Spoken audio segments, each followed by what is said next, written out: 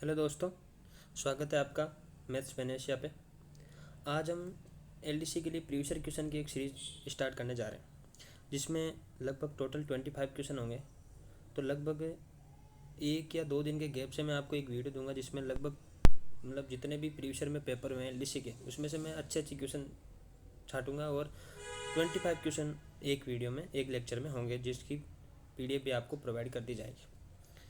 और जैसे 2-3 दिन बाद मैंने ऐसे देखा कि जैसे एलडीसी में एक तो टिग्नोमेट्री और एक ज्योमेट्री, जिसका वेटेज बहुत ज़्यादा है, लगभग 30 क्वेश्चन आउट ऑफ 50। तो इन दोनों टॉपिक को हम करेंगे, बहुत ही अच्छे तरीके से करेंगे, जिसमें हमें लगभग एक भी क्वेश्चन गलत नहीं होगा। और आइए शुरू करते हैं। पहला क्वेश्चन क्या कह रहा है कि 100 ग्राम 1 किलोग्राम का कितना प्रतिशत है। तो पहले हम क्वेश्चन को करेंगे बेसिक से, ठीक है, और सीधा भी करेंगे, जिससे हम टाइम भी बचा सकते हैं। जैसे हमें क्या दे रखा है 100 ग्राम, इसमें क्या करेंगे 100 ग्राम 1000 ग्राम का कितना प्रतिशत है, तो ये कट जाएगा, बचेगा इसका 10%। तो पहले क्वेश्चन का आंसर आ गया 10%। ऐसे हम क्वेश्चन को कर सकते हैं। फिर चलते हैं हम नेक्स्ट क्वेश्चन पे। दूसरा क्वेश्चन क्या दे रखा है, एक ऊर्ध्वाधर टावर की छाया समतल मैदान पर 10 मीटर बढ़ जाती है जब सूर्य का उन्नयन कोण 45 डिग्री से 30 डिग्री हो जाता है, तो हमें टावर की ऊंचाई बतानी है। तो जैसे जैसे क्वेश्चन बोल रहा है वैसे वैसे पहले डायग्राम बनाओ। क्या बोला है कि एक ऊर्ध्वाधर टावर है, तो ये हमने बना दिया एक मिनट, तो हमने बना दिया एक ऊर्ध्वाधर टावर।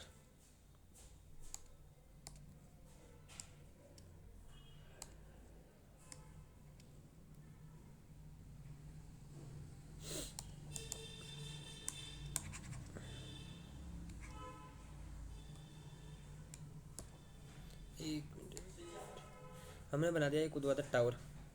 फिर इसने क्या किया कि एक ऊर्ध्वाधर टावर जिसकी छाया समतल मैदान पर 10 मीटर बढ़ जाती है, कब?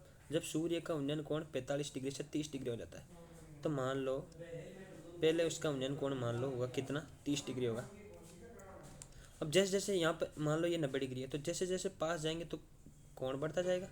तो ये कोण कितना हो जाएगा 45 डिग्री, ठीक है। तो 30 से जब कोण 45 हुआ होगा, तभी तो ये दूरी 10 मीटर का गैप आया होगा। तो ये दूरी कितनी हो जाएगी 10 मीटर। तो हमें क्या हाइट निकालनी है। तो हाइट मान लो, इसको मान लो ये ए है, ये बी है, ये सी है, ये डी है। पहले इस क्वेश्चन को हम बेसिक से करते हैं, फिर मैं आपको इसका शॉर्टकट भी बताऊंगा, ठीक है। तो पहले हो जाएगा टेन 45 बराबर क्या हो जाएगा, टेन थीटा बराबर क्या होता है, लंब बटा आधार। तो ए बी लंब हो जाएगा, यहाँ पे आधार हो जाएगा इसका बी सी। टेन 45 होता है 1, तो यहाँ से सीधा सीधा हो जाएगा बी सी बराबर हो जाएगा ए बी। फिर ऐसे ही लगाएंगे हम टेन 30 में, टेन 30 डिग्री बराबर हो जाएगा लंब तो हो जाएगा ए बी, और अब की बार आधार क्या हो जाएगा बी डी, ठीक है। टेन 30 की वैल्यू कितनी होती है 1/√3, ये तो आपको याद ही होगी। फिर यहाँ से ए बी बटा बी डी। अब एक चीज़ देखो, हमें देख किसकी वैल्यू रखी है, सी डी की वैल्यू कितनी दे रखी है 10 मीटर। तो यहाँ से हम सी डी कैसे निकाल सकते हैं, B D minus B C. C D बराबर B D minus B C. तो यहाँ से बी डी कितना है √3 माइनस बी सी कितना है, ए बी बराबर बी सी है, तो ए बी 1 है तो बी सी भी 1 होगा। तो एक इसकी वैल्यू देख कितनी रखी है 10 मीटर। तो हमें यहाँ पे 1 यूनिट की वैल्यू निकालनी है। 1 यूनिट की वैल्यू हो जाएगी 10/√3 माइनस का 1। अब इसको क्या कर लो, ऊपर नीचे गुणा कर लो, √3 + 1, √3 + 1, ठीक है। तो यहाँ से इसकी वैल्यू आ जाएगी 5 कोष्टक √3 + का 1। यही हमारा आंसर हो जाएगा, क्योंकि जो हाइट है वो 1 यूनिट तो है, तो हमें 1 यूनिट की वैल्यू निकालनी है। तो 1 यूनिट की वैल्यू हो जाएगी 5 √3 + 1। तो कौन सा उत्तर हो जाएगा, ऑप्शन नंबर डी। यह तो हुआ फर्स्ट तरीका। अब इसका मैं आपको एक सेकंड तरीका भी बताता हूँ। अब इसका हम सेकंड तरीका भी करेंगे। पहले मैं इसको हटा देता हूँ, जिससे आप मान लो कभी पेपर लेंदी भी आया तो हम टाइम बचा सकते हैं क्वेश्चन को शॉर्ट तरीके से करके, ठीक है। तो सबसे पहले क्या करना है आपको, सबसे पहले मेन अपना डायग्राम पे ध्यान देना है कि इसने क्या कहा है, कि इसने कहा कि एक ऊर्ध्वाधर खंभा है जिसने पहले इसकी छाया 30 डिग्री पे पड़ रही थी, ठीक है। अब जैसे जैसे पास जाएंगे तो कोण बढ़ता जाएगा, तो ये 45 डिग्री पर छाया पड़ी। और कब पड़ी? जब 10 मीटर का इन दोनों के बीच गैप आया। ठीक है, तो टेन 45 की वैल्यू कितनी होती है? 1, तो आधार, आधार भी 1। टेन 30 की वैल्यू कितनी होती है? 1/√3। अब √3 ये पूरी दूरी हो जाएगी, 1 कितनी, ये 3 दूरी हो जाएगी। अब यहाँ पे क्या है, हाइट दोनों में समान है। यदि इस त्रिभुज में देखोगे तो भी यही हाइट है, और बड़े वाले त्रिभुज में देखोगे तो भी यही हाइट है। तो हाइट दोनों में क्या है, सेम होनी चाहिए। यहाँ पर सेम ही है। यदि सेम नहीं होती तो हम इसको मल्टीप्लाई करके सेम कर लेते हैं। तो यहाँ पर हाइट सेम है। अब देखो, अब हमें ये वाली दूरी हमें दी गई है, तो ये वाली दूरी निकालने क्या है, पूरी वाली दूरी में से यदि हम इसको घटा लेंगे तो ये दूरी आ जाएगी। तो पूरी कितनी है? √3 - 1, तो यहाँ पर कितना दे रखा है? 10। हमें निकालनी 1 यूनिट की वैल्यू। 1 यूनिट की वैल्यू आ जाएगी 10/√3 - 1। अब क्या कर लो, ऊपर नीचे गुणा कर लो। √3 + 1/√3 + 1, और यहाँ से 1 यूनिट की वैल्यू कितनी आ जाएगी? सीधा सीधा सोल्व करोगे तो 10√3 + 1 बटा, ये फॉर्मूला याद होगा, a + b a - b a² - b²। तो a² बोले तो √3 का स्क्वायर करो 3 - 1 नीचे हो जाएगा 2, 2 से ये कट जाएगा 5 बार, तो इसकी वैल्यू आ जाएगी 5 कोष्टक √3 + 1, और अपना डी आंसर हो जाएगा। ये हो जाएगा क्वेश्चन नंबर 2। अब चलते हैं अपन नेक्स्ट क्वेश्चन पे। Question number 3। क्वेश्चन नंबर 3 में हमें क्या पूछा है, दो संख्याओं का अनुपात दे रखा है हमें 6:7। यदि प्रत्येक संख्या में 4 जोड़ा जाता है तो अनुपात हो जाता है 13:15 हो जाता है। तब हमें छोटी संख्या बतानी है। लास्ट में क्वेश्चन जरूर पढ़ना है, क्योंकि हम जल्दीबाजी में छोटी संख्या बड़ी संख्या लास्ट में गलती कर देते हैं। तो हमें पूछा है तब छोटी संख्या बतानी है। ठीक है, मान लो दो संख्याएं हैं, मान लो दो संख्याएं हैं a/b।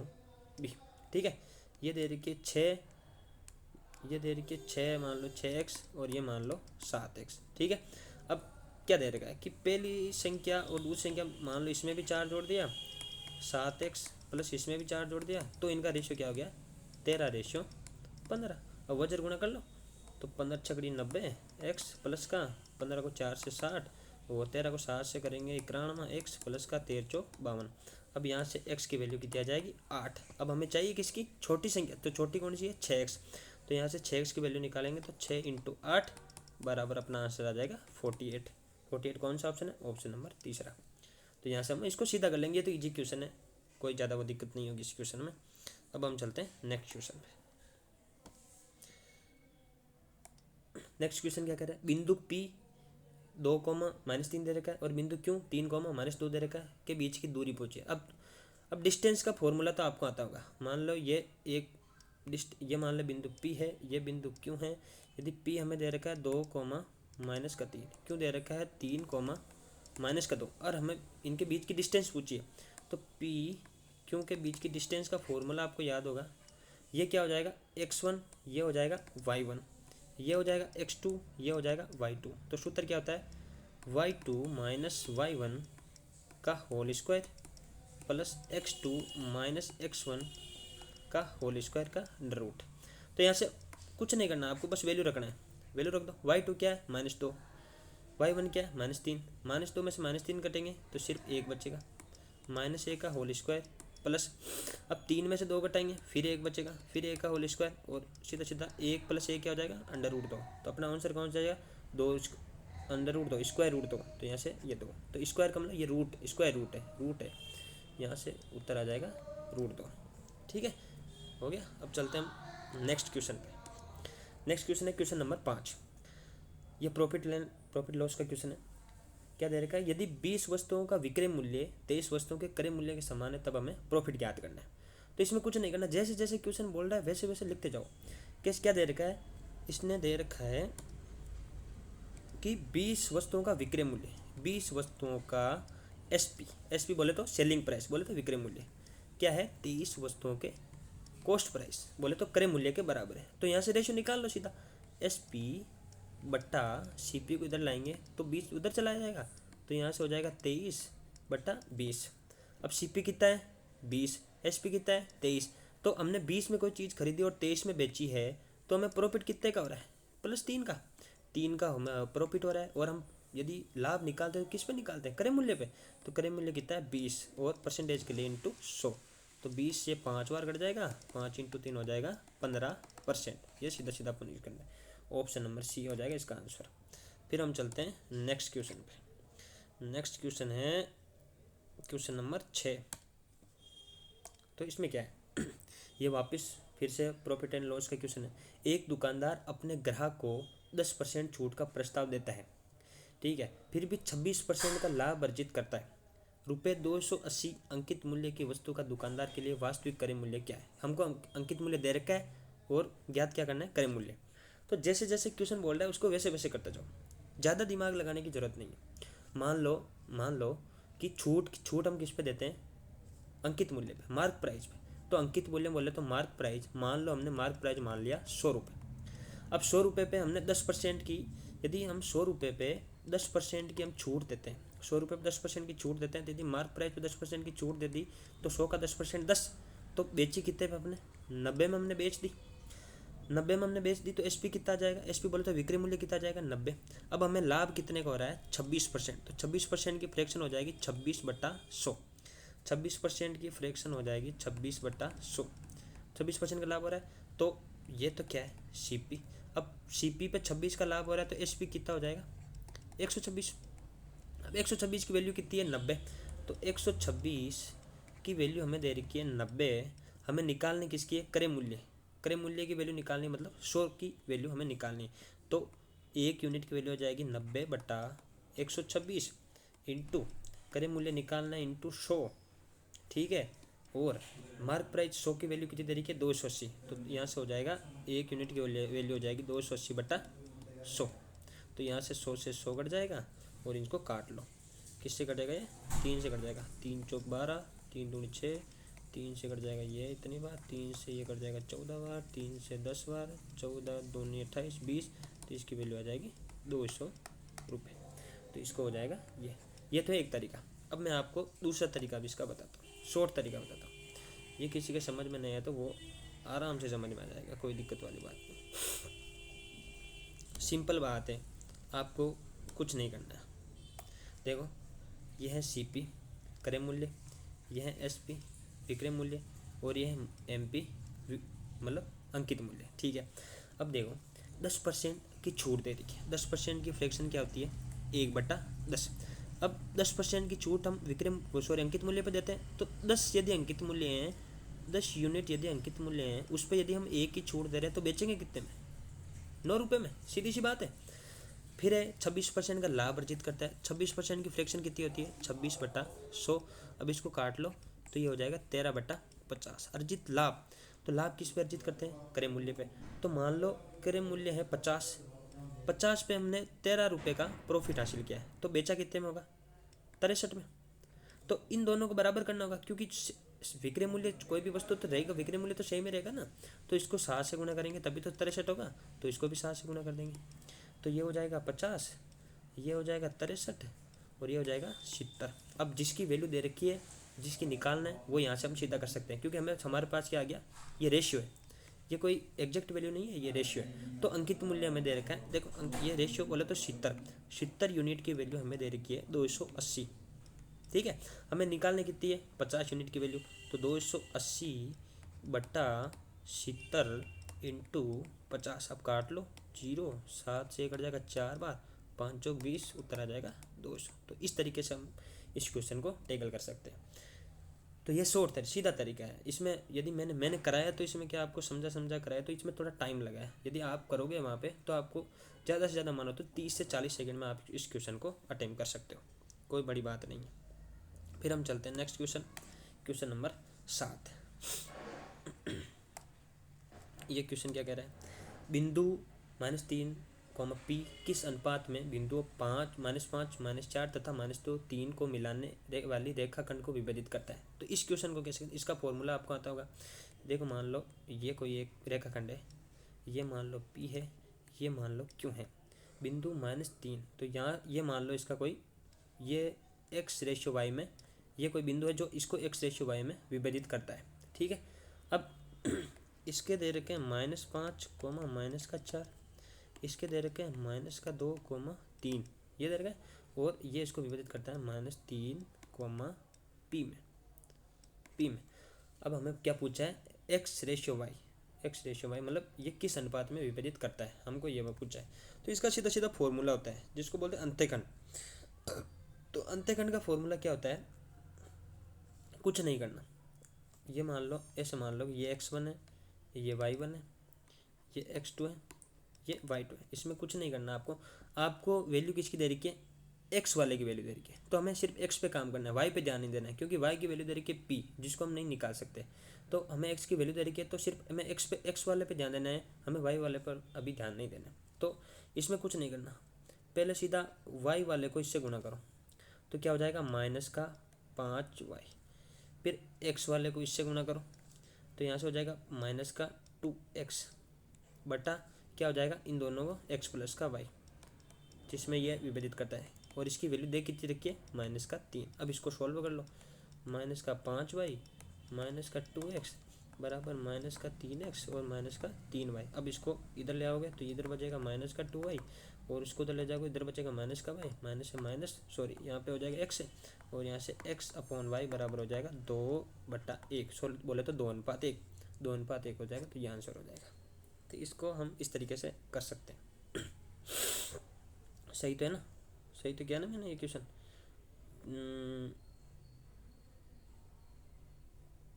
-2y बचेगा, इसको इधर ले जाएंगे -x बचेगा, और x/y 2/1 सही है। चलो next question, question number 8, question number 8 को करते हैं। इसके मैं 2 तरीके बताऊंगा, पहले हम इस क्वेश्चन को बेसिक तरीके से करते हैं, फिर मैं इसका शॉर्ट भी बताऊंगा एलिगेशन से कैसे करेंगे इसको, ठीक है। तो इसमें क्या तरीका है, एक कुशल श्रमिकों के एक समूह का औसत वेतन 10,000 रुपये है तथा कुशल श्रमिकों के एक समूह का औसत वेतन 15,000 है। यदि उन समूह का संयुक्त औसत वेतन हमें 12,000 हो तो कुशल श्रमिकों का प्रतिशत कितना है। तो प्रतिशत निकालने के लिए हमें उनके पास, या तो हमारे पास उनका रेशियो होना चाहिए, या फिर कुशल श्रमिकों की संख्या कितनी है वो हमारे पास होना चाहिए, टोटल संख्या भी हमारे पास होनी चाहिए। तो हम इस क्वेश्चन को पहले बेसिक तरीके से करते हैं। मान लो एक कुशल श्रमिकों की संख्या मान लो x है, और उनका औसत वेतन कितना है 10,000, तो टोटल उनकी वेतन हो कितना जाएगा, ये इतना हो जाएगा। फिर करेंगे प्लस, मान लो कुशल श्रमिकों की संख्या हमारे पास है y, और उनका औसत वेतन कितना है 15,000, तो ये हो जाएगा इनका टोटल वेतन। और आपको पता हो तो औसत निकालने के लिए क्या करते हैं, टोटल वेतन बटा टोटल श्रमिकों की संख्या। तो एक कुशल श्रमिकों की संख्या x, कुशल श्रमिकों की संख्या y, और टोटल औसत वेतन है कितना 12,000। आपको नॉर्मल इतने पढ़े हो तो औसत का फॉर्मूला तो आपको आता ही होगा, तो मैं सीधा बता रहा हूँ।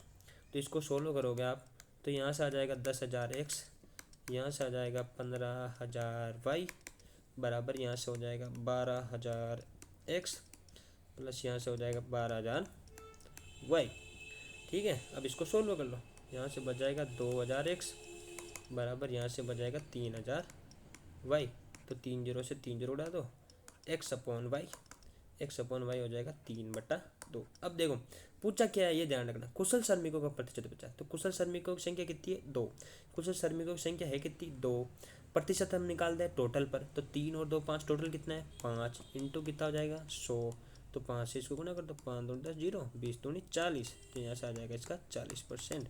तो कौन सा option, option number C, sorry option number B, इसमें थोड़ा गलत दे रखा है ऑप्शन, ठीक है। एक तरीका तो ये है। अब मैं बताता हूँ आपको दूसरा तरीका, सॉरी अब इसका मैं आपको दूसरा तरीका बताता हूँ। दूसरा तरीका क्या है, दूसरा तरीका है एलिगेशन वाला। एलिगेशन आपको कैसे लगाना है वो सीखो।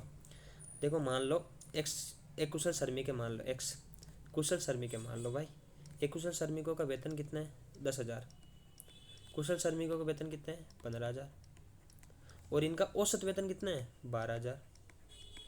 अब आपको एलिगेशन में रेशियो निकालने के लिए बड़े वाले में से छोटे को घटाना है, तो 15,000 में से 2,000 को घटाएंगे, 12,000 को घटाएंगे तो कितने बचेगा 3,000, और 12,000 में से 10,000 को घटाएंगे तो कितने बचेंगे 2,000। अब देखो ये आएगा रेशियो, 3 0 से 3 0 उड़ा दो, तो 3/2, तो ये x/y आ जाएगा, ये आएगा x/y। तो हमने y वाला है कुशल श्रमिक, तो कुशल श्रमिक कितने हैं 2, कितने पे 5 पे, इंटू 100, तो इसको 5 से काट लो, तो इसका आ जाएगा 40%। तो इसका ऑप्शन हो जाएगा ऑप्शन नंबर बी। अब चलते हैं हम वापस नेक्स्ट क्वेश्चन पे, क्वेश्चन नंबर 9। क्वेश्चन नंबर 9 में पूछा है, ये हमें कोई समीकरण दे रखा है, ये हमें समीकरण दे रखा है ये वाला, और इसका हमें गुणनखंड पूछा है। क्या दे रखा है, एक्स प्लस वाई का whole cube minus x cube plus y cube का कौन सा इन चारों में से एक गुणनखंड होगा। तो इसको हम सोल्व करते हैं, सोल्व करेंगे तो अपना आप गुणनखंड आ जाएगा। तो एक्स प्लस वाई का होल क्यूब का फॉर्मूला क्या होता है, फॉर्मूला आपको याद करना है। एक्स प्लस वाई का होल क्यूब का फॉर्मूला होता है x cube plus y cube plus का 3 एक्स स्क्वायर वाई प्लस का 3 एक्स वाई स्क्वायर, ये हो जाएगा एक्स प्लस वाई का होल क्यूब का फॉर्मूला। फिर आगे माइनस का एक्स क्यूब और माइनस का वाई क्यूब, माइनस को अंदर गुणा करेंगे तो ये दोनों माइनस के हो जाएंगे, तो माइनस माइनस वाले प्लस प्लस प्लस से कट जाएंगे। तो इसमें ये बचा सिर्फ, इसमें क्या 3 एक्स वाई कॉमन आ जाएगा, अंदर क्या बचेगा एक्स प्लस का वाई। तो एक गुणनखंड तो ये हो जाएगा, एक गुणनखंड ये हो जाएगा। तो इसमें हमें ऑप्शन कौन सा दे देगा, एक, तो ऑप्शन हो जाए ये, सिर्फ ऑप्शन। गुणनखंड का मतलब क्या होता है, गुणनखंड मतलब जिस चीज, मान लो गुणनखंड क्या होता है, मान लो ये 12 है, 12 को हम किस किस से गुणा करने पर 12 आता है। जैसे मान लो 12 को हम ऐसे भी लिख सकते हैं, 1 × 12 भी लिख सकते हैं, इसको 3 × 4 भी लिख सकते हैं, इसको 6 × 2 भी लिख सकते हैं। तो ये सारे क्या है, ये 12 के गुणनखंड है। उसी प्रकार जो जितने भी इसके मल्टीपल में है ना, वो इसके गुणनखंड है। तो हमसे पूछा कि इनका कौन सा गुणनखंड है, तो ऑप्शन में एक ही ऑप्शन है, वो है एक्स वाई। मान लो ऑप्शन में एक्स प्लस वाई होता तो एक्स प्लस वाई भी इसका एक गुणनखंड होता, तो लेकिन हमें ऑप्शन में ओनली एक्स वाई दे रखा है, तो एक्स वाई इसका आंसर हो जाएगा। हम चलते हैं नेक्स्ट क्वेश्चन पे, क्वेश्चन नंबर 10। क्वेश्चन नंबर 10 में क्वेश्चन नंबर 10 में क्या दे रखा है, देखो एक्स स्क्वायर प्लस 1/x² बराबर हमें वैल्यू दे रखी है 17/4। हमसे पूछा क्या है, एक्स क्यूब प्लस 1/x का क्यूब, ये हमसे पूछा है। पहले तो हमें यहाँ पे फॉर्मूला याद रखना है। तो आपको ये चीज़ पता होनी चाहिए कि यदि x प्लस 1/x बराबर यदि मान लो k दे रखा है, तो और यदि हमें x plus x cube plus 1/x cube पर जाना है, तो इसका फॉर्मूला होता है k क्यूब माइनस का 3k। अब आपको पता है, आपको x² प्लस 1/x² की वैल्यू दे रखी है, लेकिन आपको चाहिए क्या, आपको चाहिए x प्लस 1/x की वैल्यू, तभी तो हम x cube plus 1/x cube पे जा सकते हैं। तो यहाँ से हमें पहले x प्लस 1/x की वैल्यू निकालनी है। तो आपको इसमें एक फॉर्मूला याद रखना है कि यदि x² प्लस 1/x² की वैल्यू से सीधा x प्लस 1/x की वैल्यू पर जाना है, मान लो x प्लस 1/x की वैल्यू पर यदि हमें जाना है, तो क्या कुछ नहीं करना, अंडर रूट जो वैल्यू है 17/4 उसमें 2 जोड़ देना है, तो इसकी वैल्यू आ जाएगी। तो 4 दूनी 8, 17 में 8 जोड़ेंगे तो 25, तो ये आ जाएगा 25/4 अंडर रूट, और इसकी वैल्यू बाहर निकालेंगे तो आ जाएगा 5/2। अब ये हमारे पास किसकी वैल्यू आएगी, x प्लस 1/x की, ये हमारे पास वैल्यू आ जाएगी।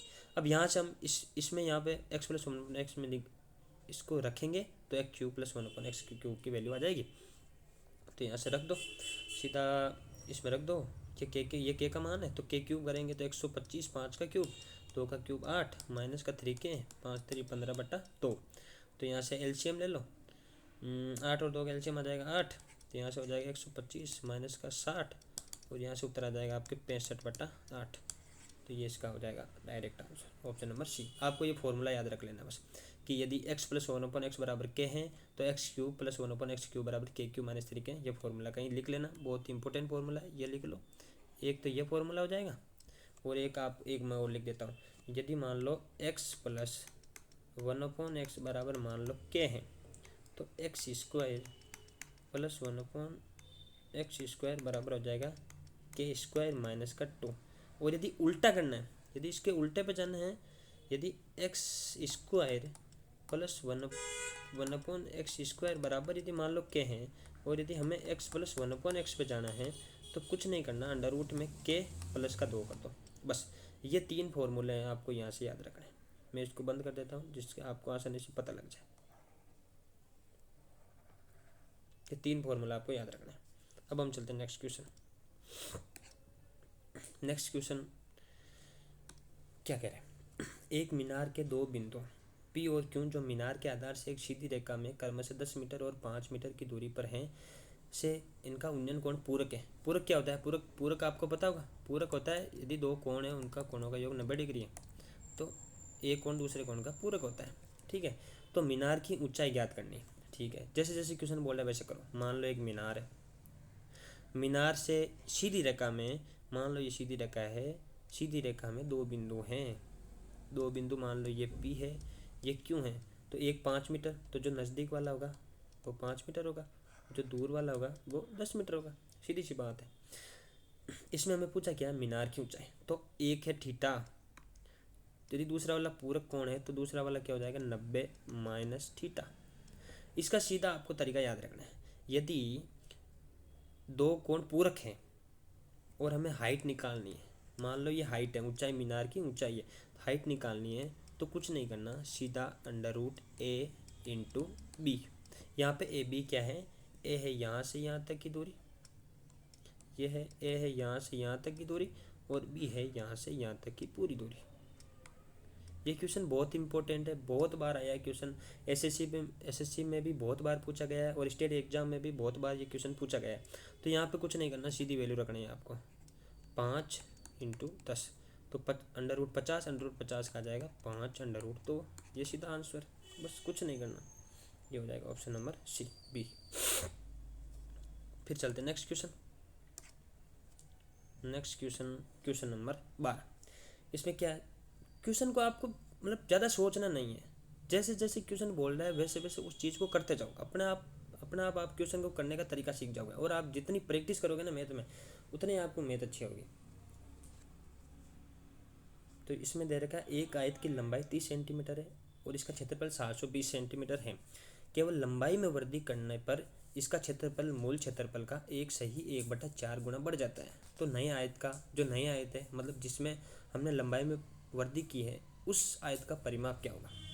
तो क्वेश्चन क्या कह रहा है, आयत की लंबाई, आयत का क्षेत्रफल हमें क्या दे रखा है, 720 सेंटीमीटर। तो इसमें क्या करना है, आयत का क्षेत्रफल क्या होता है, लंबाई कितनी है 30, चौड़ाई मान लो ब्रेथ, चौड़ाई बोले तो बी, ये कितनी दे रखी है 720। तो यहाँ से हम चौड़ाई निकाल लेंगे, 3 0 से 0 कट गया, 3 से कट जाएगा 24 बार, तो यहाँ से भी आ जाएगा 24। ये चीज़ आपको समझ में आ गई। अब इसमें क्या कहा है, केवल लंबाई वृद्धि करने पर, बोले तो चौड़ाई में वृद्धि नहीं की है, तो चौड़ाई कितनी है 24, तो चौड़ाई पहले भी 24 थी और अब भी कितनी है 24, क्योंकि इसने बोला है कि केवल लंबाई में वृद्धि की है, चौड़ाई में वृद्धि नहीं की है। तो क्षेत्रफल में वृद्धि हुई कितनी है, पहले कितना था 720 था क्षेत्रफल, अब इसमें वृद्धि होगी 1 से ही 1/4, बोले तो अब पहले का क्षेत्रफल हो गया 5/4। अब इसको सोल्व करो तो अब क्षेत्रफल कितना हो गया 900। क्षेत्रफल फिर लगाओ, क्षेत्रफल लंबाई में वृद्धि की है तो अपने को पता नहीं कि कितनी लंबाई में वृद्धि की है, पहले वो देखना है। तो क्षेत्रफल क्या होता है, लंबाई इंटू चौड़ाई, जो पहले थी अब वही है, तो चौड़ाई कितनी है 24 और कितनी हो जाएगी 900। अब इसको काट लो, 6 से काट लो, 6 चौकी 24, 6 ये कट जाएगा, तो यहाँ से लंबाई आ जाएगी 75/2। अब यहाँ से लंबाई अपने पास आ गई, ये चौड़ाई अपने पास 24 है ही। अब पेरीमीटर निकालना, पेरीमीटर क्या होता है 2 कोष्टक L प्लस का B, ये हो जाएगा पेरीमीटर। 2 कोष्टक L क्या है 24, B क्या है 75/2। अब इसको सोल्व करोगे, 2 कोष्टक ये मेरे हिसाब से हो जाएगा 123/2, 2 से 2 कट जाएगा बराबर 123, इसका आंसर हो जाएगा। बस कुछ नहीं करना, ऑप्शन नंबर ए। जैसे जैसे क्वेश्चन बोल रहा है वैसे वैसे करते जाओ। फिर आता है नेक्स्ट क्वेश्चन पे आता है क्वेश्चन नंबर 13। अब ये क्वेश्चन क्या कह रहा है, 100 मीटर लंबाई और 80 मीटर चौड़ाई वाला एक आयताकार बगीचा है को बाहर से 2.5 मीटर चौड़े मार्ग से घेरा जाता है। 120 रुपये प्रति वर्ग मीटर की दर से मार्ग को पक्का करने की लागत क्या है। अब इसमें 3 टाइप के क्वेश्चन बनते हैं। एक मान लो या देखो, रुको मैं आयत बनाता हूँ आपके। इसमें 3 टाइप के क्वेश्चन बनेंगे।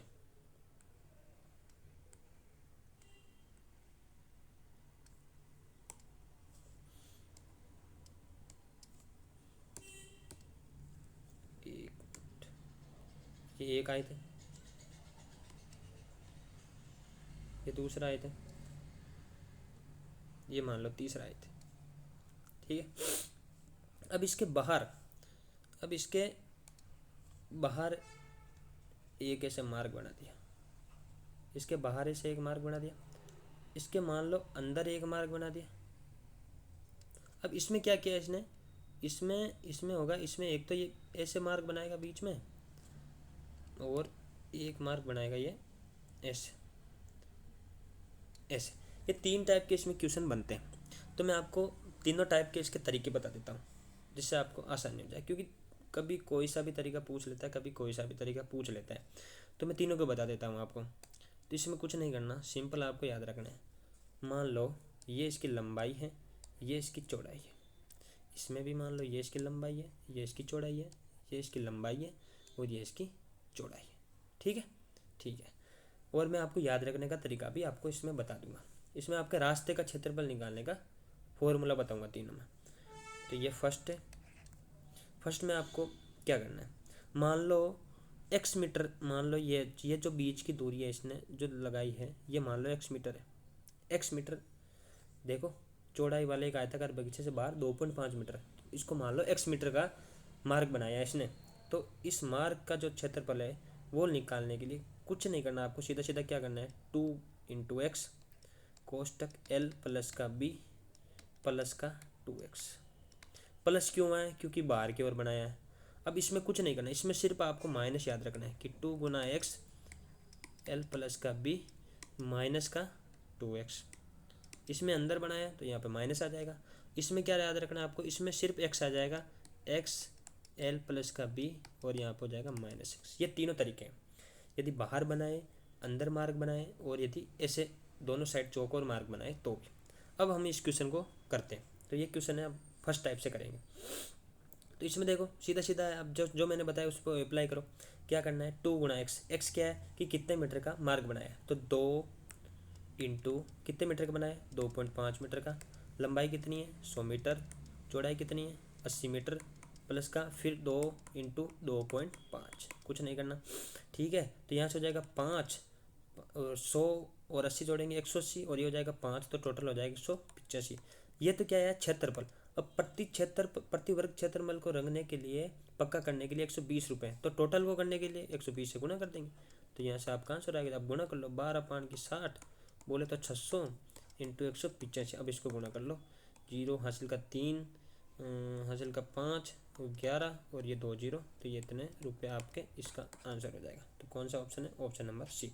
तो आपको ये तीनों तरीके आपको याद रखने हैं और एक दो बार आप पढ़ोगे, ये तीनों को अप्लाई करोगे तो अपना आप समझ में आएगा। सबसे आसान तरीका, इससे आसान तरीका इस क्वेश्चन का हो ही नहीं सकता। अब चलते हैं नेक्स्ट क्वेश्चन पे। अब ये ट्रिग्नोमेट्री का क्वेश्चन है। देखो अब ये क्वेश्चन देखने में बहुत अजीब लग रहा है कि भाई ये कैसे होगा, लेकिन एक दो बार यदि आपने ऐसे क्वेश्चन कर लिए ना तो इससे आसान क्वेश्चन कोई है ही नहीं। अब देखो पूछा क्या है, कोस 0 डिग्री, कोस 1 डिग्री, कोस 2 डिग्री और ये 2 3 4 ऐसे करते करते 100 डिग्री तक ये जा रहा है। अब आपको पता है कि 0 1 2 3 और 100 तक जा रहा है, तो बीच में कहीं ना कहीं तो इसमें कोस 90 डिग्री आया होगा, कहीं ना कहीं तो इस सीरीज में 90 डिग्री आया होगा। तो कोस 90 डिग्री की वैल्यू कितनी होती है, ये आपको पता है 0 डिग्री है। और 0 से किसी भी, चाहे वो कितनी ही लंबी सीरीज क्यों ना हो, 0 से हम किसी चीज़ को गुणा करेंगे तो उसका आंसर क्या आएगा, 0 ही आएगा। तो इस क्वेश्चन का आंसर क्या आ जाएगा, 0 डिग्री। बहुत आसान क्वेश्चन है, समझ गए ना कि 0 से सीरीज स्टार्ट हो रही है, 100 तक सीरीज जा रही है, तो आपको पता है कि कहीं ना कहीं कोस 90 डिग्री आएगा। कोस 90 डिग्री की वैल्यू होती है 0 डिग्री, सॉरी 0 कोस 90 डिग्री की वैल्यू होती है। तो 0 को किसी भी संख्या से गुणा करेंगे तो उसका आंसर 0 आएगा, तो इसका आंसर हो जाएगा 0। तो चलते हैं नेक्स्ट क्वेश्चन पे, इजी क्वेश्चन था। फिर ज्योमेट्री का मेंसुरेशन का क्वेश्चन है। मेंसुरेशन क्वेश्चन में कुछ नहीं करना, आपको बस समझना है तरीका, जैसे जैसे क्वेश्चन बोल रहा है ना वैसे वैसे उस क्वेश्चन को करते जाओ, कोई ज़्यादा वो नहीं है। अब इसमें क्या रहा है, बेलन। अब देखो हम लेते हैं बेलन, बेलन बेलन बेलन, ये बेलन, ये बेलन है और ये मान लो एक दूसरा बेलन, ठीक है। अब करते हैं हम क्वेश्चन को।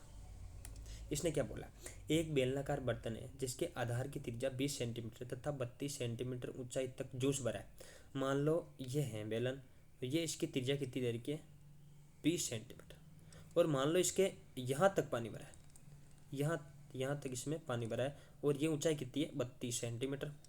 ये मान लो यहाँ से यहाँ तक की ऊंचाई 32 सेंटीमीटर। अब आगे पढ़ो, जो उसको 4 सेंटीमीटर त्रिज्या वाले बेलनाकार गिलासों में, मान ले ये गिलास है, ये मान लो एक गिलास है, इसकी त्रिज्या कितनी है, मान लो 4 सेंटीमीटर। ये थोड़ा बड़ा बन गया लेकिन आप समझने में समझ सकते हो, 4 सेंटीमीटर और 8 सेंटीमीटर ऊंचाई तक भरा जाता है। मान लो 8 सेंटीमीटर ऊंचाई कहाँ तक होती है, यहाँ तक होती है, 8 सेंटीमीटर ऊंचाई तक ये भरा है, ठीक है।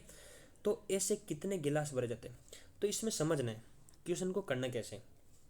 तो इस चीज़ में मान लो यहाँ तक ये पानी भरा है, कोई कुछ भी मान लो जूस भरा है, पानी भरा है, तो ये जो इसका द्रव्यमान है, ये जो इस गिलास में डालेंगे तो जितना ये द्रव्यमान होगा उतना ही तो इनके गिलास के द्रव्यमान के बराबर होगा, ये आपको पता है।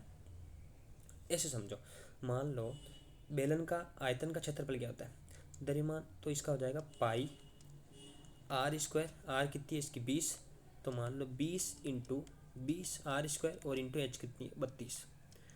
तो जितना इस बेलन का ये आयतन है उतना ही तो जितने गिलासों में डालेंगे उतना ही तो आएगा। अब मान लो ऐसे समझो कि आपके पास दो गिलास है, एक गिलास में आपने पानी भर रखा है और उस पानी को यदि आप दूसरे गिलास में डालोगे, ऐसा थोड़ी है वो पानी कम हो जाएगा या ज़्यादा हो जाएगा। हाँ, ऐसा हो सकता है कि वो गिलास छोटी हो तो 2-3 गिलासों में आ सकता है, लेकिन उसका जो द्रव्यमान है, उसका जो आयतन है वो तो उतना ही रहेगा ना, आयतन तो उतना ही रहेगा।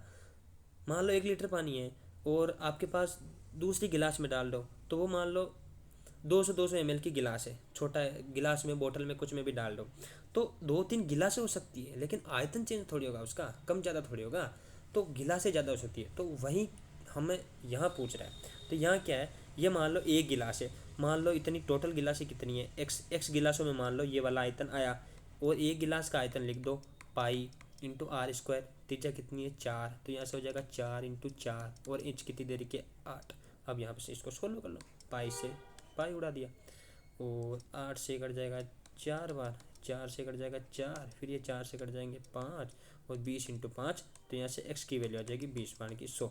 तो इसके कहने का मतलब है कि जो इसमें आयतन है वो टोटल 100 गिलासों में समा जाएगा, कि इस आयतन को, इस जूस को ट्रांसफ़र करेंगे तो 100 ऐसी गिलासें या बोतलें होगी जो भर जाएगी।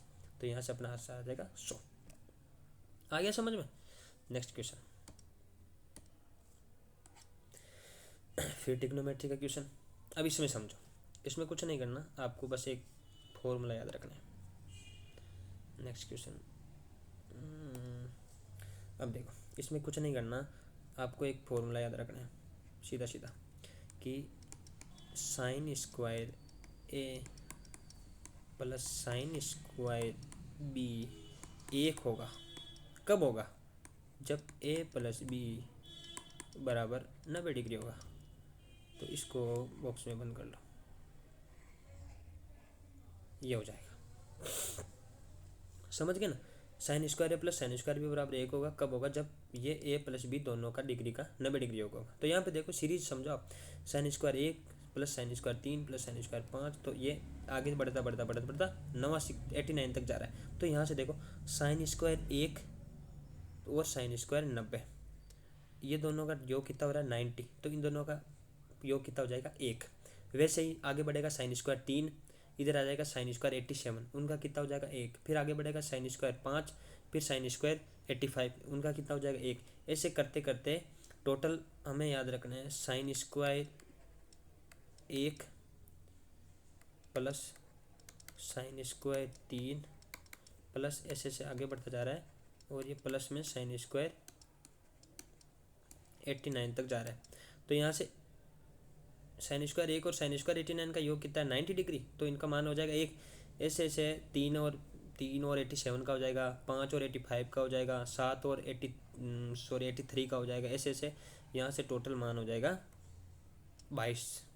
बीच में क्या बचेगा, बीच में जैसे मान लो साइन 43 और साइन 47 दोनों का योग हो जाएगा साइन 90, तो उसका मान भी 1 हो जाएगा, लेकिन बीच में एक मान बच जाएगा, क्या, साइन स्क्वायर 45। आप पूरा लिख के देख लेना, साइन स्क्वायर 45 बीच में बच जाएगा।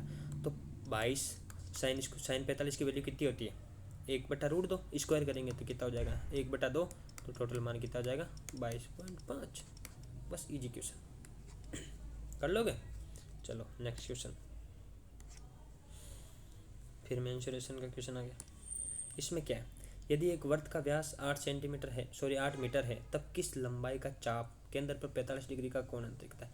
तो चाप की लंबाई हमें निकालनी है, तो इसका सूत्र होता है थीटा बटा 360 इंटू 2πr, थीटा बटा 360 इंटू 2πr। ये आपको फॉर्मूला यहाँ पे याद रखना है, ठीक है, ये फॉर्मूला याद रखना। अब सीधा सीधा अप्लाई कर दो, यदि हमें चाप की लंबाई का निकालना है, थीटा कितना दे रखा है 45 बटा 360 इंटू 2 इंटू पाई। यदि पाई ऑप्शन में दे रखा है तो पाई को लिख लो, वरना यदि मान दे रखा है तो पाई का मान रख लो, 22/7 रख लो, इंटू आर कितनी, यदि व्यास 8 है तो त्रिज्या कितनी हो जाएगी 4, बस काट लो। ये कट जाएगा मेरे हिसाब से 8 बार, ये 4 दूनी 8 कट जाएगा, सिर्फ बचेगा पाई। तो पाई कौन से ऑप्शन में, ऑप्शन नंबर सी। बस ये फॉर्मूला आपको याद रखना है, इजी क्वेश्चन है। नेक्स्ट, ये फिर मेंसुरेशन का आ गया। इसमें क्या, जैसे जैसे क्वेश्चन बोल रहा है वैसे करते जाओ। यदि वर्ग का विकर्ण 12√3 सेंटीमीटर है तब त्रिभुज का क्षेत्रफल कितना है, और एक वर्ग और एक समबाहु त्रिभुज का परिमाप भी हमें समान दे रखा है। तो यहाँ से हमें क्या करना है, वर्ग का विकर्ण क्या होता है, मान लो वर्ग की भुजा है ए, तो विकर्ण होता है a√2।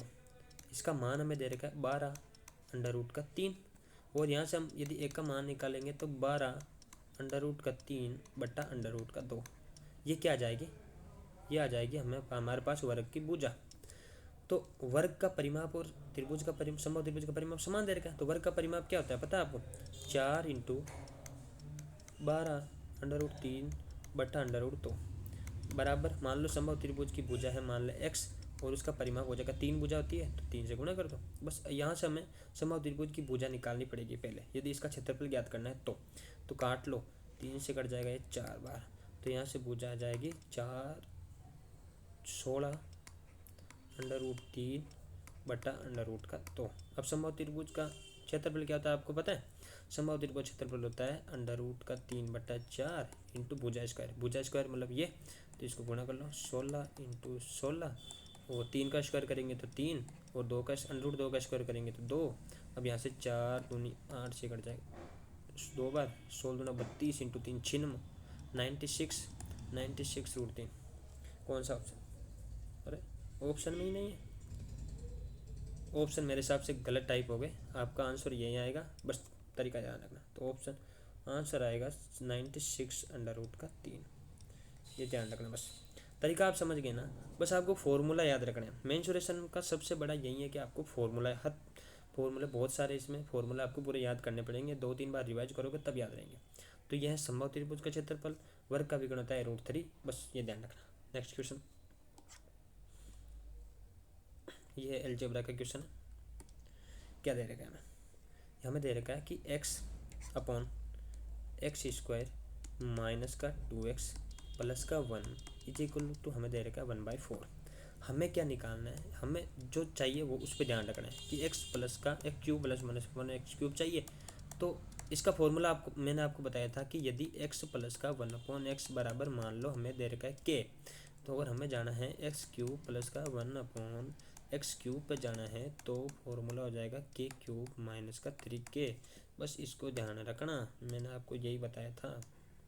ये मैं बंद कर देता हूँ, ये फॉर्मूला आपको याद ज़रूर रखना है, ठीक है। अब आ जाते हैं यहाँ, पहले यदि हमें x³ प्लस 1/x³ चाहिए तो हमें x प्लस 1/x का मान निकालना पड़ेगा। तो पहले इसको सोल्व करते हैं। तो वजर गुणा कर दो, वजर गुणा करोगे तो 4x बराबर x² माइनस का 2x प्लस का 1, ठीक है। 2x को उधर भेज दो, तो x² प्लस का 1, 2x उधर जाएगा तो जुड़ जाएगा, तो जाएगा 6x। तो दोनों साइड x से भाग कर दो, यहाँ पे भी x से भाग कर दो, यहाँ पे भी x से कर दो, यहाँ पे भी x से कर दो, ये भी कर सकते हैं। तो यहाँ से x का भाग देंगे तो बचेगा x, यहाँ बचेगा 1/x, और यहाँ x से कट जाएगा तो बचेगा 6। तो ये आ गया हमारे पास x प्लस 1/x की वैल्यू। तो अब हम क्यूब पे जाना आसान है, क्यूब पे जाएंगे x³ प्लस का 1/x³, क्यूब पे जाएंगे तो कुछ नहीं करना, 6 का क्यूब कर दो 216 माइनस का 6 3 18, और इसका हो जाएगा 198, 198 इसका उत्तर आ जाएगा, ऑप्शन नंबर ए। समझ गया, बस आपको ये फॉर्मूला याद रखना है मेन। नेक्स्ट क्वेश्चन, इसमें क्या दे रखा है, यदि 4x³ प्लस kx का गुणनखंड 2x प्लस 1 है तो k का मान ज्ञात कीजिए। यदि 2x plus 1 4x³ plus kx का एक गुणनखंड है, तो यदि यहाँ से हम x का मान इसमें रखेंगे तो वो उसको सेटिस्फाई करेगा, संतुष्ट करेगा। यदि इसका एक गुणनखंड है तो वो संतुष्ट करेगा, जरूर करेगा। तो यहाँ से x का मान निकालने के लिए 2x बराबर आ जाएगा -1, x बराबर आ जाएगा -1/2। तो इसका मान रखो इस वाले समीकरण में, तो 4 इंटू -1/2 का हो जाएगा होल क्यूब और प्लस का k इंटू करेंगे -1/2। ठीक है, अब यहाँ से हो जाएगा 4 -1/8 और प्लस का हो जाएगा k/2, लेकिन ये किसका है, माइनस का। तो यहाँ से बचेगा -1/2, सॉरी -1/2, ये -1/2 और ये k/2 उधर जाएगा तो प्लस का हो जाएगा k/2, 2 से टुकड़ जाएगा और k का मान आ जाएगा -1। तो यहाँ से आ जाएगा ऑप्शन नंबर बी। ये तो इजी क्वेश्चन था। इसमें क्या करना है कि यदि ये इसका गुणनखंड है तो x का मान जो इसमें रखेंगे वो ज़रूर इसको सेटिस्फाई करेगा। तो यहाँ से हम k का मान निकाल सकते हैं। फिर आता है नेक्स्ट क्वेश्चन, फिर मेंसुरेशन का क्वेश्चन आ गया। मेंसुरेशन का क्वेश्चन में आपको समझना है, ठोस सिलेंडर दे रखा है आपको, के आधार की त्रिज्या और ऊंचाई का अनुपात दे रखा है और इसका आयतन भी दे रखा है। तो सिलेंडर का हमें कुल सतह क्षेत्रफल पूछा है। तो देखो सिलेंडर है, मान लो सिलेंडर के फॉर्मूला बस आपको याद रखना है, मेन चीज़ वो है, मान लो ये सिलेंडर है, ठीक है। सिलेंडर के मान लो आयतन, आयतन का फॉर्मूला क्या होता है, πr² × h। फिर आता है LSA, लोकल सरफेस एरिया, बोले तो वक्र पर क्षेत्रफल, वो होता है 2πr × h। और यदि मैं पूछा टोटल सरफेस एरिया, बोले तो संपूर्ण पृष्ठीय क्षेत्रफल, जो हमें इस क्वेश्चन में पूछा है, तो वो होता है 2πr कोष्टक r प्लस का h। ये फॉर्मूले अपने को याद रखने हैं, ध्यान रखना, ये फॉर्मूले याद रखने हैं, ठीक है। फिर अब आते हैं हम क्वेश्चन पे। क्वेश्चन क्या कह रहा है, क्वेश्चन में त्रिज्या और ऊंचाई का अनुपात दे रखा है और हमसे पूछा है, सॉरी आयतन दे रखा है, टोटल सरफेस एरिया हमसे पूछा है। तो हम जैसे जैसे क्वेश्चन बोल रहा है वैसे वैसे करते हैं। मान लो त्रिज्या है r, ऊंचाई है h, इसका रेशो दे रखा है मान लो 2x रेशो 3x, बिल्कुल। अब आयतन हमको दे रखा है, तो आयतन रखते हैं मान। आयतन क्या होता है, पाई इंटू r² क्या दे रखा है, 2x का होल स्क्वायर, बोले तो 4x², h क्या दे रखा है 3x, और इस चीज़ की वैल्यू कितनी दे रखी है 1617।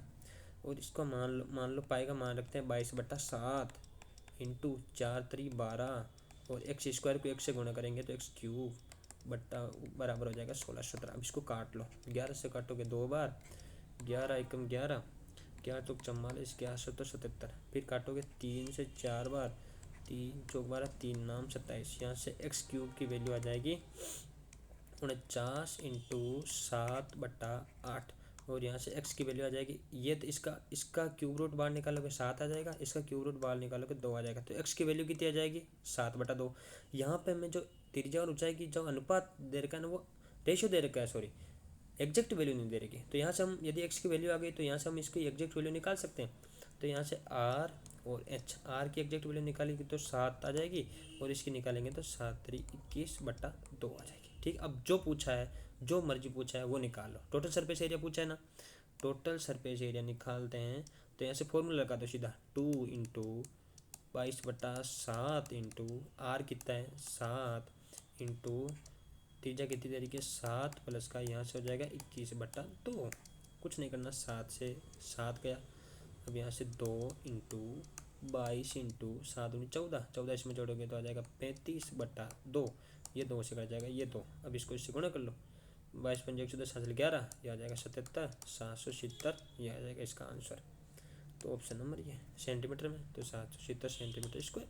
बस इसी आपको फॉर्मूला मेंसुरेशन का मैंने बता दिया, एक ही तरीका आपको फॉर्मूला याद रखना है बस। फिर आता है नेक्स्ट क्वेश्चन, ये आ गया हमारे साझेदारी के क्वेश्चन। तो ये क्वेश्चन का मैं आपको सबसे बेस्ट तरीका बताऊंगा, सबसे इजी तरीका। बस आप 1-2 बार यदि आप प्रैक्टिस करोगे तो ये क्वेश्चन आपसे सबसे आसानी से कर सकते हो। तो इसने देख क्या रखा है, ABC एक साझेदारी में 7/2 रेशो 4/3 रेशो 6/5 के अनुपात में निवेश करते हैं। 4 महीने पश्चात ए अपने हिस्से में 50% की वृद्धि करता है। यदि 1 वर्ष के अंत में कुल लाभ 21,600 आता है तो लाभ में बी का हिस्सा हमसे पूछा है। ठीक है, बी का हिस्सा पूछा, मान लो ए है, मान लो बी है, मान लो सी है। ठीक है, ए लगाता है 7/2, बी लगाता है 4/3, सी लगाता है 6/5। ठीक है, ये है मान लो रेशियो। अब पहले क्या करना है, इनको भिन्न को साधारण भिन्न में बदलना है। ठीक है, तो इसको क्या करना है, 5 3 2 का एलसीएम कितना होता है 30, तो पूरे को 30 से मल्टीप्लाई कर दो। तो 2 से 30 15, 15 को 7 से गुणा करेंगे 105, 3 से 10 कटेगा 10 बार, 10 को 4 से गुणा करेंगे 40, और 5 6 और ये हो जाएगा 36। तो ये क्या है, ये आ गया अपना रेशियो कि किस अनुपात में ये लगाते हैं, पैसा लगाते हैं, मतलब साझेदारी में।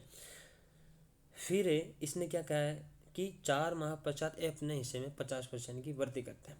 तो 50%, 105 का 50% निकालेंगे तो क्या आएगा, पॉइंट में चला जाएगा। तो पॉइंट में आपको मान निकालना मुश्किल पड़ जाएगा। तो इसको पहले यदि करना है तो इसको पूरे समीकरण को 2 से गुणा कर लो, इसको भी 2 से, इसको भी 2 से, इसको भी 2 से, तो ये हो जाएगा 210, ये हो जाएगा 80 और ये हो जाएगा 72। अब करो, अब ये दो बी और सी हैं, ये तो 12 महीने के लिए लगाते हैं। इन्होंने ना कोई वृद्धि की है ना कोई कमी है। देख लो क्वेश्चन में कि ए ही है जो अपने हिस्से में 50% की वृद्धि करता है, बी और सी का जो था वही उतना ही है, 12 महीने के लिए लगाते हैं। तो ए पहले ये जो था वो तो 4 महीने के लिए लगाता है, ठीक है, लेकिन 4 माह पश्चात 50% की वृद्धि करता है। तो पहले था 210, अब 50% की ये वृद्धि करेगा। तो 210 का 50% कितना होता है 105, 210 में 105 जोड़ेंगे तो कितने हो जाएंगे टोटल 315। अब जो बच्चे महीने हैं साल के 8, वो इतना पैसा लगा था 315 8 महीने के लिए। अब इनका रेशो निकाल लो, जो आएगा वो अपना प्रॉफिट आएगा। तो 210 को 4 से गुणा कर लो, 0 4 दूनी 8 और 8 0 हासिल का 4, 12 2 हासिल को 1, 8 24 1 25। तो ये इतना पैसा लगाया है ए ने। बी ने कितना लगाया है 96 960, ये बी ने लगाया है। सी ने कितना लगाया है 86, ये इतना टेस्ट टोटल पे सी ने लगाया। तो जोड़ लो किसने कितना पैसा लगाया है, इधर कर लेते हैं। तो एक का पैसा 0 6 3360 रेशो 960 रेशो 864, ये पैसा इन दोनों सॉरी ये पैसा इन तीनों ने लगाया। अब यहाँ से हम इनको काट के छोटा कर लेते हैं, ठीक है। तो किससे कटेगा ये, मान लो 6 से काट लो, 6 पंजा के 30, 36 36 0, 6 कम 36 0, 6 कम 6, 6 चौकी 24, 6 चौकी 24। फिर किससे कटेगा ये 8 से काट लो, 8 से 70 बार, 8 से 20 बार, 8 कम 8 8 64, ये फिर 2 से कट जाएगा, 2 से कटेगा तो ये 35, ये 10 और ये 9। अब ये आ गया किसका रेशो, ए बी और सी का प्रॉफिट का रेशो। ए कितना लगाया 35 यूनिट, बी 10 यूनिट, सी 9 यूनिट। तो 35 10 45 और 9 54, तो टोटल कितना यूनिट है 54 यूनिट। 54 की वैल्यू कितनी दे रखी है टोटल 21,600। तो हमें पूछा किसकी है, बी का लाभ, बी कितना यूनिट लगाता है 10 यूनिट। तो 21,600 बटा 54 इंटू ये 10 यूनिट की वैल्यू पूछी। अब काट लो, 9 छक्के 54, 9 दूनी 18, 9 चौकी 36 0 0, ये 6 से कट जाएगा 24, बोले तो 400 बार, 10 से अब करेंगे 400 इंटू करेंगे 10 बराबर आ जाएगा 4000। तो 4000 इसका टोटल प्रॉफिट होता है। ये हो जाएगा, इजी क्वेश्चन है, बस आपको मेथड पता होना चाहिए कि इस क्वेश्चन को टैकल कैसे करना है। अब आते हैं नेक्स्ट क्वेश्चन पे, क्वेश्चन नंबर 23। फिर से मेंसुरेशन का क्वेश्चन आ गया। तो अब इसको कैसे करेंगे, अब क्या है, एक 384 सेंटीमीटर के सतह क्षेत्र वाले बड़े घन को पिघला कर प्राप्त सामग्री से कितने छोटे घन बनाए जा सकते हैं जिनमें प्रत्येक का सतह क्षेत्रफल 6 सेंटीमीटर। आपको पहले तो ये ध्यान रखना होगा कि घन का सतह क्षेत्रफल होता कितना है। ये मान लो आपका घन है, घन बनाता हूँ 1 मिनट रुको, ये आपका घन है, ठीक है। अब घन का आयतन पहले मैं पहले घन का बताता हूँ मैं आयतन। घन का आयतन कितना, तो मान लो इसकी भुजा है ए, मान लो इस घन की भुजा है, घन का आयतन हो जाएगा 1 क्यूब। अब इसका लोकल सरफेस एरिया क्या हो जाएगा 4a² और इसका टोटल सतह क्षेत्रफल कितना हो जाएगा 6a²। ए क्या है यहाँ पर घन की भुजा, बस ये ध्यान रखना।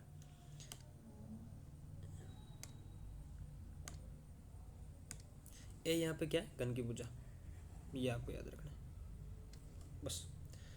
अब इस क्वेश्चन को करते हैं। इसमें क्या है, मान लो बड़ा घन है, मान लो बड़ा घन की भुजा ए है, छोटे घन की भुजा ए, छोटा ए। तो बड़े घन का क्षेत्रफल 6 इंटू ए स्क्वायर, टोटल सरफेस एरिया दे कितना रेखा है 384, और छोटे गन का 6 इंटू ए स्क्वायर, इसका ए का कितने दे रखा है 96। अब देखो यहाँ से इसकी ए की भुजा कितनी आ जाएगी, 6 से काट लो, 36 6 चौके 24, तो इसकी वैल्यू आ जाएगी 8। अब यहाँ से इसको काटेंगे तो 16 और इसकी वैल्यू आ जाएगी 4। अब ये ध्यान रखना है कि बड़े वाले घन को पिघलाकर कितने छोटे घन बनाए जा सकते हैं जिनमें प्रत्येक का सतह क्षेत्रफल 96 सेंटीमीटर।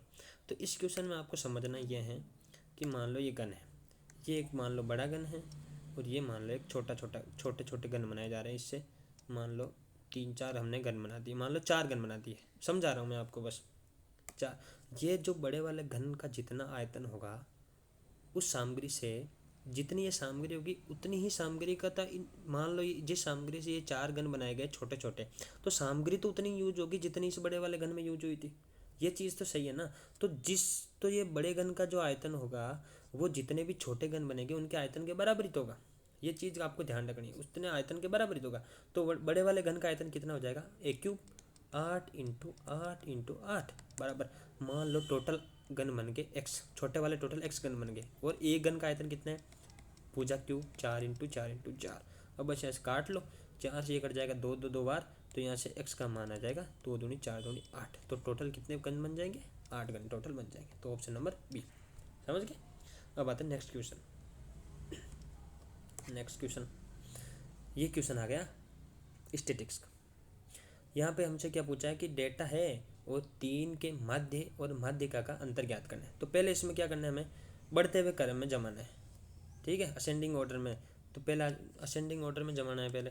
तो पहले आ जाएगा क्या 3, फिर आ जाएगा 4, फिर आ जाएगा 6, फिर आ जाएगा 7, फिर आ जाएगा 12, फिर आ जाएगा 16, फिर आ जाएगा 35 और फिर आ जाएगा 39। तो माध्यता आपको पता है, मीन। मीन क्या होता है, टोटल आंकड़ों का योग बटा टोटल आंकड़ों की संख्या।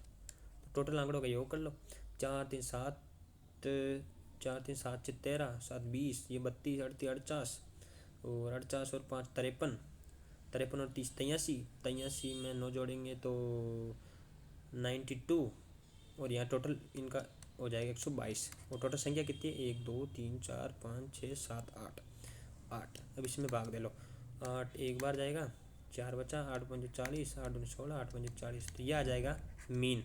अब हमें निकालना मीडियन। मीडियन बोले तो माध्यिका। माध्यिका आपको पता है, माध्यिका 2 टाइप होते हैं। एक तो सम संख्याओं के लिए, यदि टोटल संख्याओं का सम है और टोटल संख्याओं का योग यदि विषम है। तो यहाँ पे कितनी 1 2 3 4 5 6 7 8, 8 बोले तो सम है। तो सम को निकालने के लिए क्या करना है, n प्लस से n/2 प्लस 1/2 है टर्म, n+1 टर्म के लिए, और यहाँ से सीधा सीधा बीच वाला टर्म, दोनों साइड से यदि विषम रहता है तो बीच वाला टर्म के लिए। ये हमें याद रखना है, ठीक है। तो यहाँ पे सम है, तो देखो 3 इधर से निकाल दो, 3 इधर से निकाल दो, n/2, सॉरी यहाँ पे n/2 है ना, n/2 प्लस n/2 n+1/2 पद, और यहाँ पे सीधा सीधा n/2 पद हो जाएगा। तो यहाँ से देखो 3 इधर से निकाल दिए, 3 इधर से निकाल दिए। या ऐसे याद रख लो कि टोटल 8 है, 8/2 पद कौन सा है 7, प्लस 8/2 प्लस 1/2 पद कौन सा है 12/2, तो 19, 12 7 19/2 कितना हो जाएगा 9.50। और ये अब इनका डिफरेंस लेना है, डिफरेंस निकाल लो, 15.25 माइनस का ये 0, इसका आंसर आ जाएगा मेरे हिसाब से 56 पॉइंट आएगा, 5 पॉइंट आएगा, 5.75 इसका आंसर आ जाएगा। ऑप्शन में नहीं है तो इसको 5 कर लो, ये 5 कर लो, 5 पॉइंट, तो ये इसका आंसर हो जाएगा 5.75। लेकिन तरीका यही है निकालने का दोनों का, ये ध्यान रखना बस। नेक्स्ट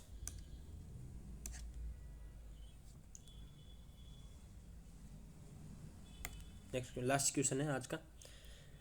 एक कक्षा में लड़कियों की संख्या लड़कों की संख्या से एक कम है। यदि लड़कों और लड़कियों की संख्या का गुणनफल 272 है तो कक्षा में लड़कियों की संख्या कितनी है।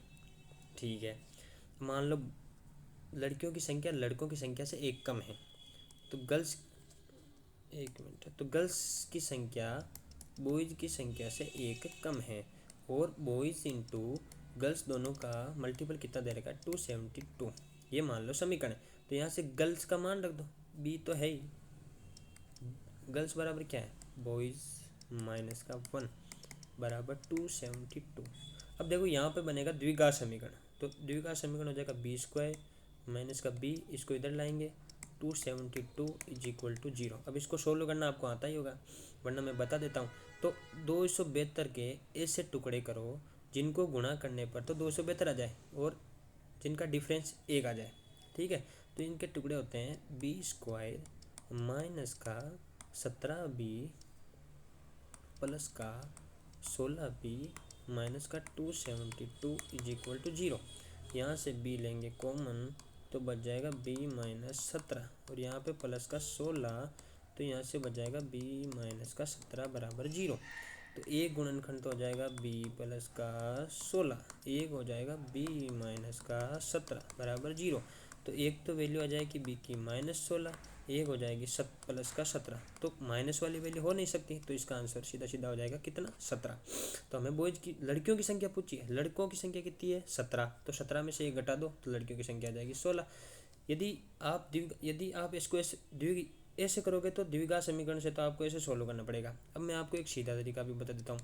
यदि b माइनस बी पॉन की वैल्यू दे रखी है 272, ठीक है, तो आप इसको सीधा भी अंदाज से कर सकते हो। यदि आपको इतना आप दिमाग लगा सकते हो कि इसके टुकड़े क्या क्या होंगे, पहले आपको देखना पड़ेगा, पहले 2 से काट लो, 2 मान लो 2 इंटू 136 है, 2 इंटू 136 को क्या लिख सकते हैं, किससे काट सकते हैं 4 से, 4 3 12 4 चौक 16, फिर 2 इंटू 4 इंटू 17 इंटू 2 ऐसे लिख सकते हैं। तो देखो 4 दूनी 8 दूनी 16 इंटू 17। आपको क्या देखना है कि गर्ल्स क्या है बॉयज़ से एक कम, तो मान लो गर्ल्स 16 है, बॉयज़ ये है, ये मान लो गर्ल्स है, ये बॉयज़ है, गर्ल्स बॉयज़ से एक कम ही है, तो एक गुणनखंड हो जाएगा 16, एक हो जाएगा 17। तो क्या है गर्ल्स बॉयज़ से एक कम है, तो गर्ल्स की संख्या कितनी हो जाएगी 16, तो गर्ल्स की संख्या यहाँ से भी हम 16। सीधा ये सीधी अप्रोच है। यदि आपको ये नहीं करना है तो आप इसको ऐसे मेथड से ऐसे कर सकते हो, द्विघात समीकरण बनेगा, थोड़ा टाइम लगेगा। तो आज की क्लास यहीं समाप्त करते हैं, नेक्स्ट क्लास आपको जल्दी मिलेगी। धन्यवाद।